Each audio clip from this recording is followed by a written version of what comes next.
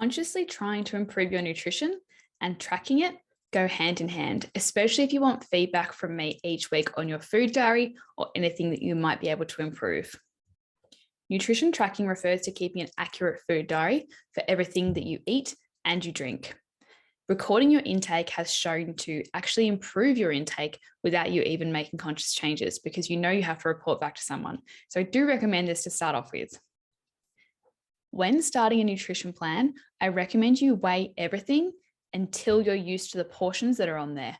For example, if it says 125 grams of chicken breast, but you're having 200 grams of chicken breast because you think that's the right portion, you're going to blow out your calories each day without realizing. So weigh everything on kitchen food scales until you're used to the portion size for at least the first 2 weeks of your nutrition plan. Estimating by eye is extremely inaccurate, especially for dense foods that are high calorie. So things that are high in fat are much higher calorie and they can go way over without you realizing. I've outlined here a very common mistake that can be made with dense foods such as peanut butter. On the left here, this is what 2 tablespoons is, 30 grams, 200 calories. So this may be what's actually prescribed in your nutrition plan, whereas what you've actually had is 3.5 tablespoons like this because you've loaded up the tablespoon by accident thinking that it's accurate. That's added almost double the calories, so an extra 150 calories, which could have gone towards instead 2 pieces of fruit or a protein shake or something else that's much more satisfying than this much peanut butter. So please be mindful of this. You don't have to weigh non-starchy vegetables, for example, salad leaves, cucumber, tomatoes. You don't have to weigh spices, salt, stock. Anything that's near 0 calorie does not need to be weighed and recorded.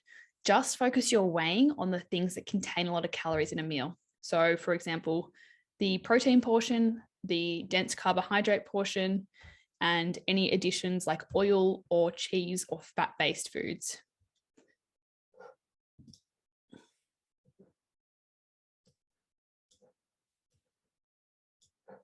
There are a few different methods of tracking.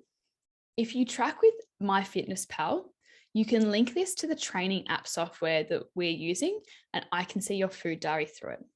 Alternatively, if you prefer Easy Diet Diary, you just have to let me know what your username is, and I can send you an invitation through the website portal so that I can view your diary that way. I've got a question mark here. So MyFitnessPal versus Easy Diet Diary versus question mark. The question mark is guessing. Do not guess. It's not accurate, and I won't be able to give you any feedback. Every weekend, when you fill out your nutrition check-in form, you can let me know if you've tracked accurately every single day and you want feedback for those days. You can let me know if you've tracked accurately some days and you want feedback for those days, or if you haven't actually tracked accurately at all or even bothered tracking, just tick that and I won't look at it. There's no point putting a perfect day forward on MyFitnessPal if it's not actually what you ate, because we're going to be pretty confused if the plan's not working, but the data is saying that you're doing it. So just be honest here. I'm never going to tell you off, but it's going to allow me to assess whether your plan is working or not. When you add a recipe in either of these tracking apps, make sure you add every single ingredient that you use, like I said, minus the 0 calorie things and the spices and the salt.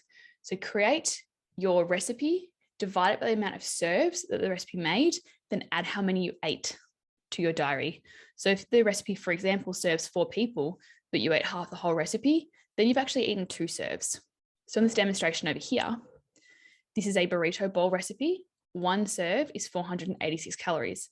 But if you'd eaten half of the whole portion that you've cooked, that's going to be 950 calories instead. So again, be honest with portions and record that accurately. If you need more help with this, please just ask me. Allow yourself some time at the start of your plan or the start of the week to add the common recipes and meals you'll be having.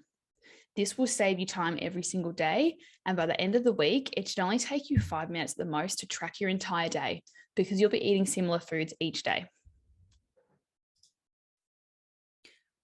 For those who aren't tracking at all and just have the goal of healthy eating, so when I say just the goal of healthy eating, you're not trying to lose weight, you're not trying to gain muscle, you just want to improve your nutrition habits a little bit, that's when I'd recommend this healthy plate model. As you can see, I've divided the plate here to show that at least half of it should be vegetables or salad, a quarter should be protein, and a quarter should be quality carbohydrates. And I've listed a few examples around the edge here. Always have 1 tablespoon of fat with it, which will be oil for cooking, avocado, nut butters, olives, nuts, included in dairy and also included in eggs. Keep in mind, if you are using a fatty source of protein, you don't need to add additional fat.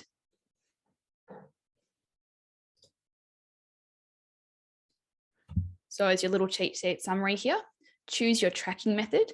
If you're not sure whether you should use MyFitnessPal or Easy Diet Diary, try using both of them for just a week and see which you prefer. I personally prefer Easy Diet Diary because it's got more accurate data in it. MyFitnessPal sometimes has inaccurate data with the wrong calories and sometimes doesn't sync properly.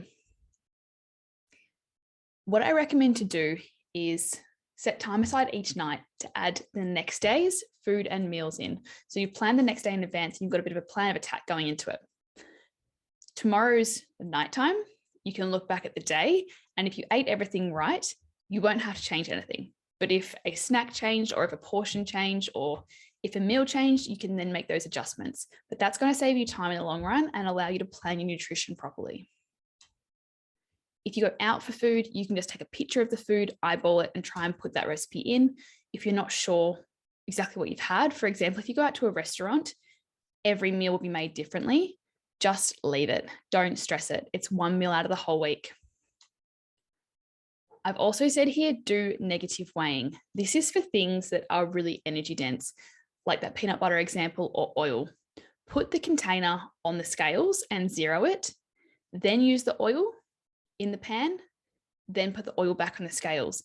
It will then say -3 grams or -5 grams or -10 grams, depending on how much you've used. That's a much easier way to weigh the oil rather than trying to weigh it into a spoon on the scales and then using it. So negative weighing can come in really handy, and it's really honest because you can't sneak a little bit extra of peanut butter on the spoon because the jar will tell you what you've taken from it. That's it for your nutrition tracking summary. Again, please always reach out if you need any more help with these concepts.